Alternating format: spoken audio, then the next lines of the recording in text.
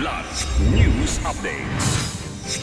Sa ating mga balita, Senator Juan Miguel Zubiri pinatalsik bilang Senate President.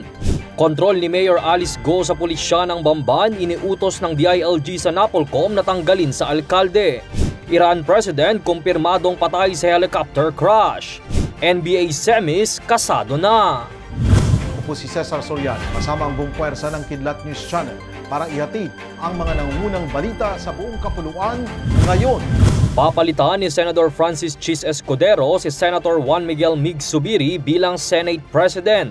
Sa plenary session ngayong araw, mismong nagbitiw si Zubiri sa kanyang pwesto at sinabing magiging independent member na lamang ng Senado. Sa magkahiwalay na interview, sinabi nito na nalulungkot siya at feeling heartbroken sa nangyari. Kinumpirma rin ng ilang senador ang pagpapababa sa pwesto kay Zubiri at 15 senador ang sumang-ayon dito upang siya'y mapalitan bilang namumuno sa Senado.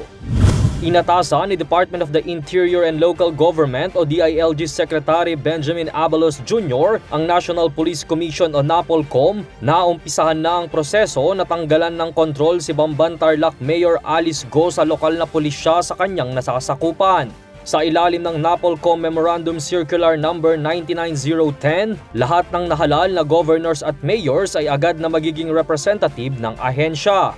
Dagdag ni Abalos, naghain din sila ng rekomendasyon sa Office of the Ombudsman na suspendihin si Go dahil sa grave misconduct at negligence of duty ukol sa kanyang pagkakasangkot sa Philippine Offshore Gaming Operators o POGO.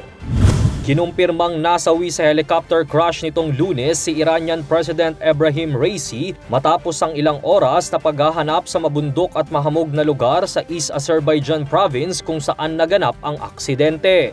Kabilang din sa nasawi sa trahedya ang Iranian Foreign Minister na si Hossein Amirabdollahian, East Azerbaijan Province Governor Malik Ramati, East Azerbaijan Imam of Friday Prayer Muhammad Ali Alehashem, piloto ng eroplano at bodyguards ng mga nasabing opisyal. Sa kasalukuyan ay hindi pa tukoy ng mga otoridad ang sanhi ng pagbagsak ng helicopter. Samantala, sa pagkamatay ni Raisi, pansamantalang manunungkulan bilang bagong Pangulo ng Iran, si Iran's First Vice President Mohammad Mokhber Desfuli. Tuluyan na ngang kinumpleto ng Indiana Pacers at Minnesota Timberwolves ang Big Four para sa 2023-2024 NBA Season Semifinals. Ito'y matapos pataubin nitong Lunes ng Pacers ang New York Knicks sa score na 130-109. Habang sinilat naman ng Timberwolves ang defending champions na Denver Nuggets sa score na 98-90. Kakaharapin ng Pacers sa Eastern Conference Finals ang number 1 seed na Boston Celtics, habang magbabakbakan naman sa Western Conference Finals ang Timberwolves at Dallas Mavericks. Magsisimula sa Miyerkules, May 22, ang unang game para sa East Finals at sa Huwebes naman, May 23, ang unang laro ng West Finals. Para sa Kidlat News Updates, ito si Jai Reyes, nag-uulat.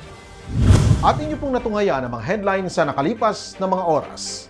Manatiling nakatutok sa mga susunod na updates at breaking news. Ako po si Cesar Soriano, kasama nyo sa bawat pagputok ng balita.